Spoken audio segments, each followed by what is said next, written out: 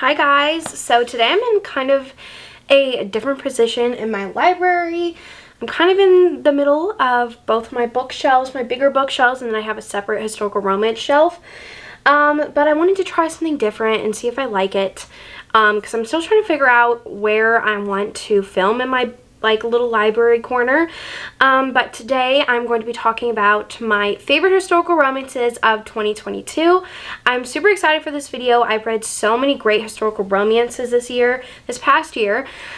And I found some really good new authors, some series that I read. So I'm super excited to dive into this. The first book I want to share with you is Between the Devil and Desire by Lorraine Heath.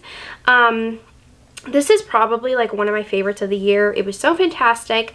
This is the second book in the Scoundrels of St. James series, and our heroine just became a widower, and the hero is coming, I think he's coming into the picture where he is now the sole beneficiary of her husband's will, and she's like, well, this guy is a scoundrel. I've never met him in my life. He's a rogue. He owns a club, a gentleman's club. He is a scoundrel. I hate him.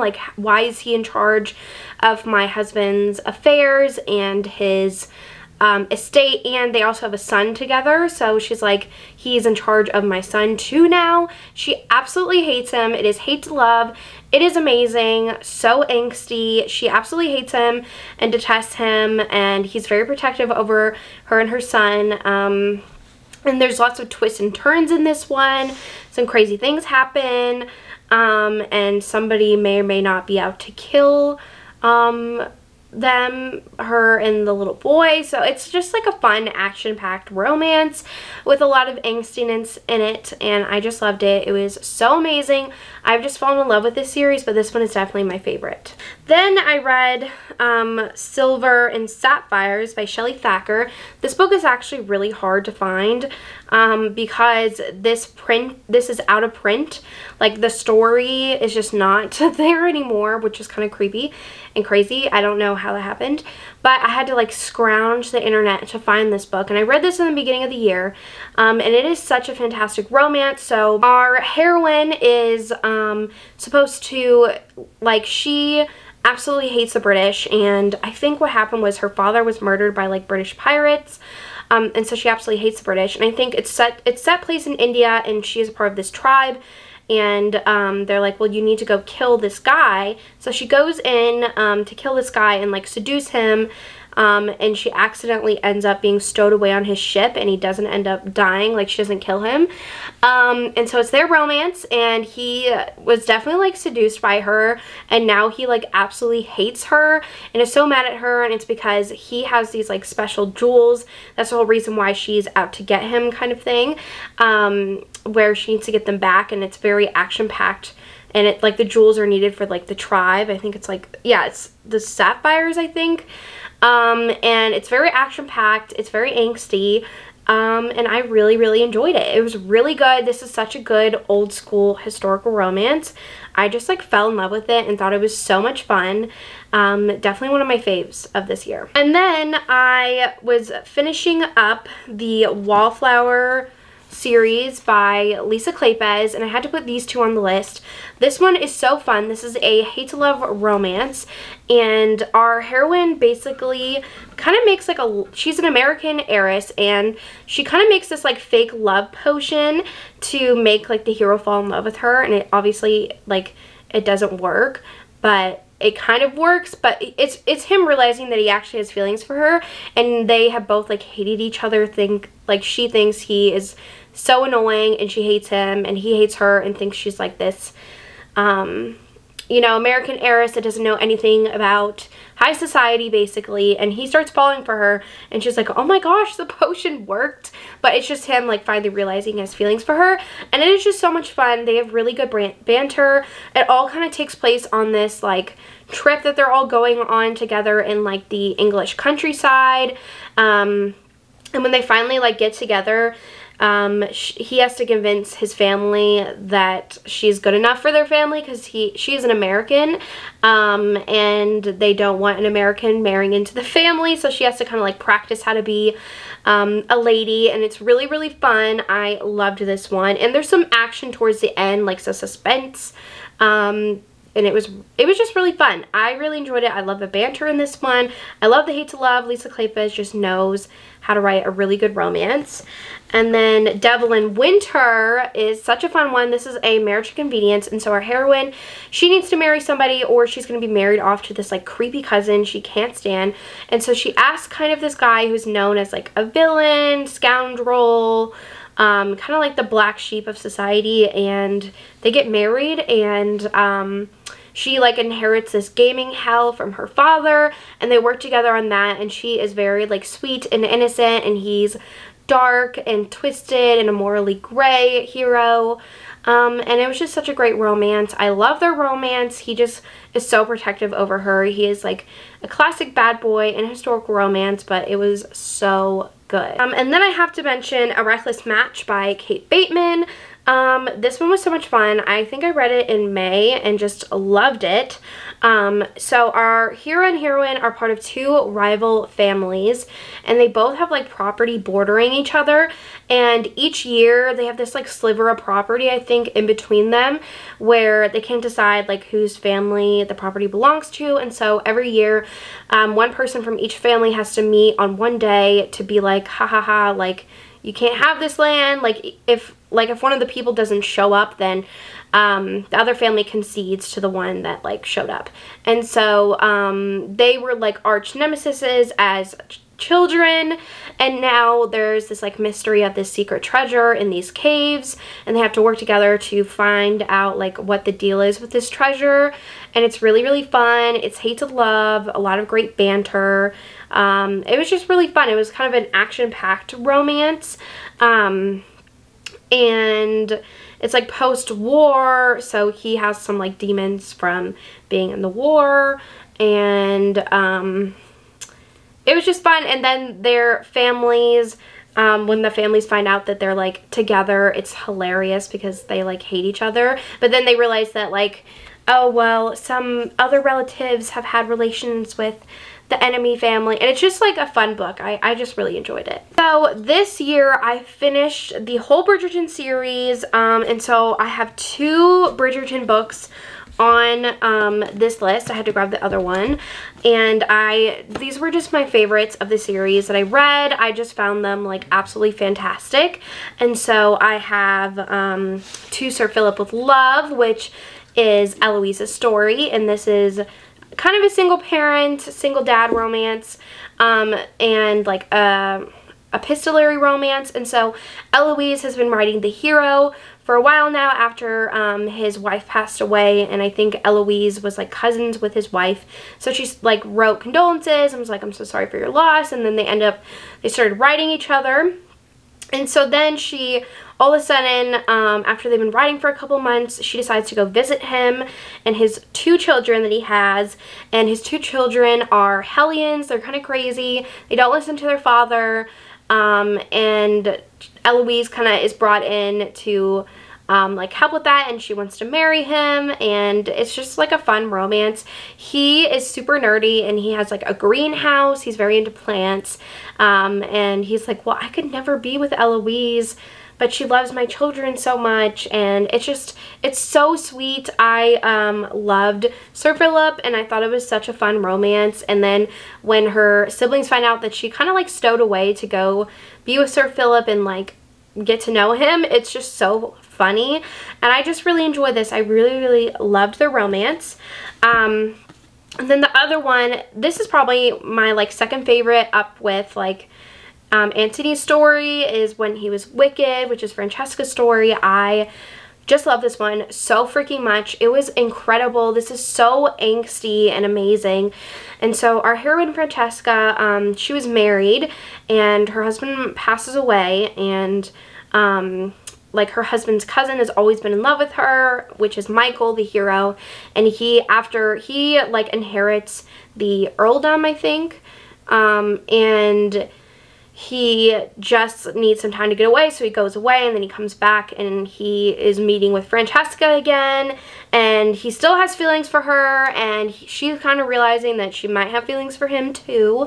So it's very, very angsty, emotional, and I just really, really loved it. I love their relationship. He is just like, I can't want you, like, that's just so wrong, but she's like, well, I don't want to want you either, but I do, and it's just like so good. I loved it. So amazing. And then I have another Lisa Kleypas on this list. I read a lot of Lisa Kleypas this year, and that is Me At Twilight. This is probably one of my favorites from her. This is the third book, I think, and it follows Poppy. And so Poppy has kind of been messaging, like, writing with this other guy. Like, she thinks she's gonna marry him and all this stuff, and so Poppy's actually staying in this hotel with her family, and her sister, like, loses an animal because her sister is very, she loves animals, and she kind of collects animals, maybe not the best animals to collect, and so she has to go and find the animal. And so she meets, like, the hotel manager, and he is instantly, like, obsessed with her, with Poppy, and he's like, I'm gonna marry this woman. And so he basically sabotages her relationship with this other suitor that she was writing to, where they're caught in a scene, and he is like they're forced to marry. And so for most of the book, she's really mad at him for doing that, because she thought that she loved him, the other guy, but she actually doesn't. And it's their romance, and it is so good. He is just so, like, demanding and headstrong, and it's just like, I know what I want you, I can give you this, this, and that, what can he give you? And it is just so good. I really, really love this one. I loved Poppy, the Hathaways. I love that family so much, and it was just such a fun, great book. I just enjoyed this so much. I listened to it on audio, and it was amazing. Next book I have is The Lady Gets Lucky by Joanna Shoup. This book is so amazing. I just loved it. It is so sweet and just heartwarming, and so our heroine and hero are kind of on this, like, little trip with each other, but with, like, other people, and this is set in the Gilded Age of New York, and they're at somebody's, like, house in, like, the countryside, and she kind of propositions him where if he will help her learn to seduce men or, like, be with men, then she will help him by, like, making recipes, because he is starting a, like, gentleman's club, and he needs these specific recipes, and, like, she knows what they are, so she's gonna help him if he helps her learn how to seduce and be with men, and they end up falling in love in the process, and it is so cute. He is just, like, obsessed with her, and she like, he is, like, a known rogue, and she knows that, and he doesn't realize how much he, like, starts falling in love with her, and is like, well, I really want this to be real, and it is just so sweet. It was just so good. I remember just, like, smiling and being giddy reading this, because I was enjoying it so much, and I just love how innocent she was, but she also like, knew what she was doing, kind of thing. I don't know, but I just love this one so much. It was so good. The next one I want to mention is the Marquess Makes His Move by Dana Quincy. I read this towards the end of the year and just fell in love with this book. It was so good. So our heroine is a map maker, and when she married her now husband, she was going to inherit her, like, map making business, but she had to marry somebody to inherit it, so she married her husband, obviously, and she makes all of the maps, and he takes all of the credit from her. And so the hero is, I think he's a duke, maybe, or an earl. I think he's a duke, or no, he might be a viscount. I think the hero's a viscount, but anyways, he was cheated out of land from her husband, and so now he's going undercover as a manservant to kind of get some intel and, like, figure out what happened, and he ends up falling in love with her, and he is actually going to be her manservant. And so it's just, like, so good. I really love this one. It was very angsty because it's like, we can't be together, she's married, and he ends up, like, becoming friends with all of the servants, and he didn't realize how bad servants had it, and he starts, like, bringing in little gifts for them and saying, like, oh, one of my family members is like a seamstress or whatever, and just like brings stuff in for them, and it's so cute, and I just really love this one. And there was a big twist in this one, which was really fun to read, and I just really love Diana Quincy. I love the first book in this series. It was fantastic. I didn't read the second book because people say it's not that great, but I ended up just absolutely adoring this one. Okay, so this is the second to last book, and that is Olivia and the Masked Duke by Grace Calloway. This book was amazing. It's very, very angsty, forbidden, age gap. So our hero and heroine have known each other since the heroine was young, I think like 11 maybe, when he like saves her when she falls from a tree, and she's always been infatuated with him ever since then. And so when she's like old enough, she tries to make a move on him. He's like, whoa, whoa, whoa, what are you doing? Like, you can't do that. Like, I'm older than you. That's not okay. And so she's really, really upset about that, and she gets this offer to become basically like a spy and be like kind of Charlie's Angels vibes, where she goes undercover to help women figure out what's going on with their husbands and like seduce them, but like get intel on them and like figure out like certain cases and stuff. It's a really fun to read. And on the sidelines of that, she's starting a relationship with the hero, but he absolutely hates lies, and she has to lie to him like the whole book, and it is just crazy, and she has to like figure out different ways to keep him away from knowing what she's been doing, but like also wanting to be with him, and she has to like choose between wanting to be a spy and being with him, and it is just so good. Very, very kinky in this one for a historical romance, which I really liked. And it was just so good. Amazing. Such a great indie romance. And the last book I have to mention, of course, is Indigo by Beverly Jenkins. So I read this year for the historical romance readathon in May, and just fell in love with this one. It was so, so good. So our heroine, Hester, she works with the Underground Railroad. I think it's set in like Michigan, and she will like host different people, slaves who are coming from the south to the north to kind of escape. And so she's been like hosting different people, and like she is brought this man who is supposedly one of the most like famous Underground Railroad captains, and she is brought him, and he is very badly injured, and people are out on the lookout for him, and so she has to take care of him and fix him up and make sure he stays hidden.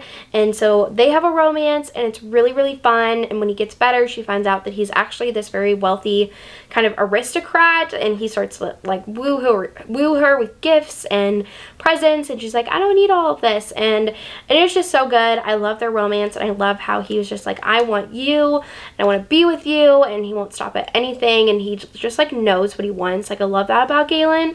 And it was just such a fun book. There's a lot of action towards the end with him like being discovered and all this crazy stuff happening. So I really enjoyed it. It was such a fun book. I love Beverly Jenkins, and this is definitely my favorite of hers currently right now. Like, I need to read some more of her books, but currently Indigo is my favorite. Well, that is the end of this video. I hope you enjoyed it.